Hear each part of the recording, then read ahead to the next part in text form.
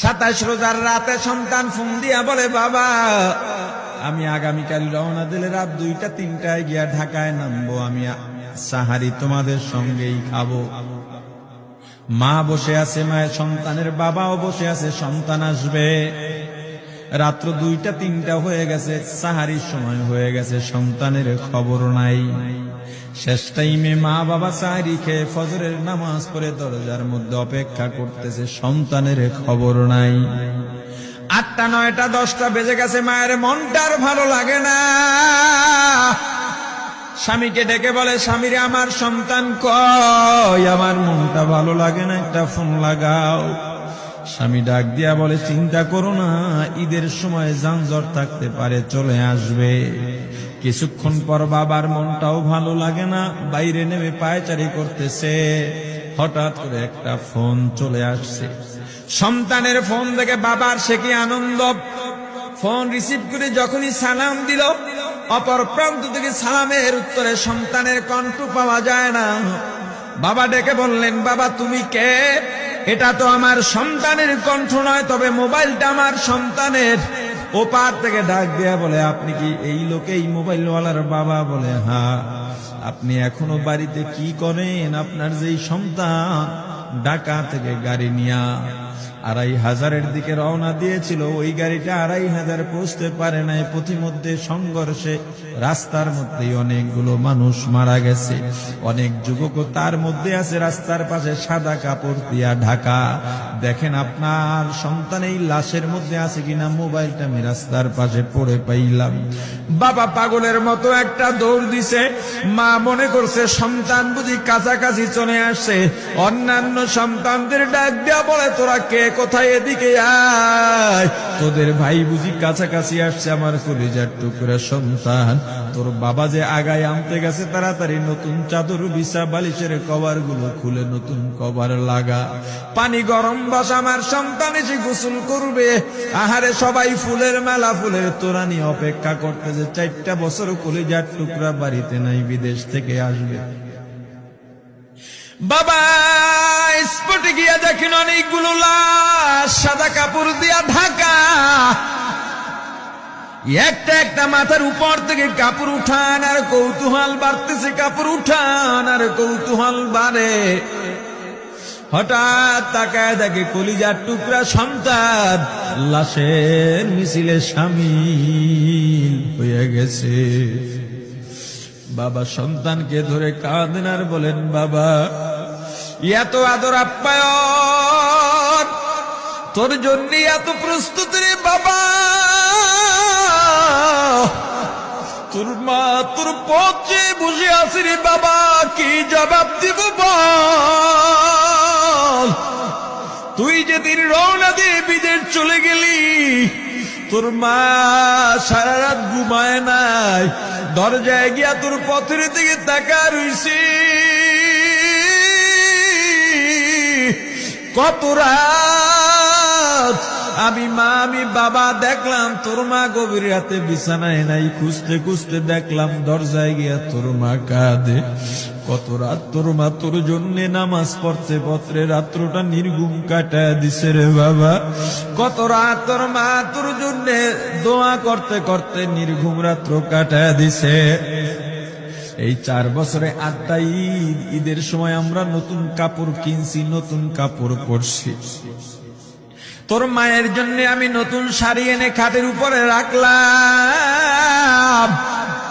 ঈদের নামাজ পড়ে এসে দেখি কাপড়টা খাটের উপরেই আছে, তোর মা প্রথম ঘরেও নাই, মাঝের ঘরেও নাই, পেছনের ঘরেও নাই। খুঁজতে খুঁজতে গিয়া দেখি তোর মা কিচেন রুমে আছে। ওই নাস্তা নাড়াইতেছে, দুধ নাড়তেছে, দুধ উথলাইয়া পুইরা যাইতেছে, খবর নাই। আমি তাকায় দেখলাম তোর মায়ের 2 চক্ষু দিয়া টপ টপ করে পানি পড়তেছে। ডাক দিয়া বললাম, ওরে বিবি, ঈদের দিনে তুমি কেন কাঁদো? তোমার জন্য শাড়ি আনলাম, সেটাও কেন পরলা? তোর মা জবাব দিয়া বলছে, রে স্বামী গো, আপনারা যখন নামাজের জন্য রওনা দিয়া গেলেন, আমার অমুক সন্তান আপনার সঙ্গে যায় নামাজ দিয়া নতুন পোশাক পরে নামাজে রওনা দিয়েছে, কত সুন্দর লাগছে দেখতে। হঠাৎ করে তাকায় দেখলাম আমার কলিজের একটা মানিক আপনাদের সাথে নাই। আমার মনটা আর ভালো লাগে নাই। আমি ফোন দিলাম আমার মানিকের কাছে। ফোন রিসিভ করে বলে, মা নাস্তা বানাইছি, খাইছি, এখনো ছুটিতে আছি, আনন্দ করতেছি, ঘোরাফেরা করতেছি, কিন্তু আমি মায়ের মন। আমি বললাম, বাবা তুই আমাকে পেটে ধরিস নাই, আমি তোকে পেটে ধরছি। আমাকে খুশি রাখার জন্য কত কথাই না বললি। ঈদের টাকা পাঠাইলি, তোর টাকা দিয়া তোর বাবা জামা কিনছে, তোর ভাইরা জামা কাপড় কিনছে, তোর টাকা দিয়ে, পরিশ্রমের টাকা দিয়ে আমার শাড়ি কিনছে, গহনা কিনছে, কিন্তু তোর পাশে আমি হাতুড়ের বাড়ির শব্দ কেন পাই? আমার সন্তান বলতে চায় না, পরে বলে, মাগো কাজ করতে আসছি, টাকা নিয়ে কাজ করি, ঈদের দিনেও আমাদের ছুটি দেয় না। ওরে স্বামী বলেন, ঈদের দিনেও যেই সন্তান কাজ করে, এই শ্রমের টাকার শাড়ি আমি মা কেমনে পরব রে? ওরে বাবা, আজকে তুই আসবি, খবর শুনে তোর মা এক সপ্তাহ আগের থেকে ঘুমায় না, তোর জন্য কত রঙের পিঠা বানাইছি, তোর জন্য কত আয়োজন, আমি তোর মাকে কি বলবো বাবা বল। বাবা সন্তানের লাশ অ্যাম্বুলেন্সে উঠে বাড়ির দিকে রওনা দিছে। আহারে বাড়ির কাছাকাছি আসছে, এদিকে মা দরজায় গিয়ে অপেক্ষা করতেছে, গাছের আড়াল দিয়া পথের দিকে তাকায় আছেন। দেখেন একটা গাড়ি আসতেছে, মায়ের সে কি আনন্দ, বাড়ির মধ্যে দৌড় দিছে, তোরা কই তাড়াতাড়ি আয়, ফুলের মালাগুলা নিয়ে আয়, গাড়ি এসে পড়ছে। বাড়ির দরজা দিয়ে যখন অ্যাম্বুলেন্সের হরেন দিয়া ঢুকতেছে, হুইসেল দিয়া ঢুকতেছে, মা একটা চিৎকার দিছে, ওরে এই মরণ গাড়ি আবার বাড়ি কেন, কার কপাল পুরুষে?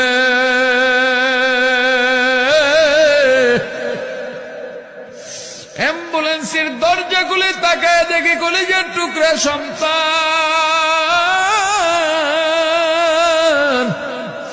এমন ঘুমাইছে, আর জীবনেও উঠবে না। মা কাঁদেন আর বলেন, ওরে বাবা এটা তোর বিছানা নয়, নতুন চাদর বিছাইছি। বোন কান্দে আর বলে, ভাই আরে তোর জন্য ফুলের মালা পরাইছি, ফুলের মালা বানাইছি, একটু মালা পরাবো। মা ডেকে বলেন, রে সন্তান, 4টা বছর আমি তোর মা ডাক শোনার জন্য অপেক্ষা করছি, তোর জন্য গরম পানি করছিলাম, গোসল করবি, সেই গরম পানি যে তোর জীবনের শেষ গোসল হবে বুঝি নাই।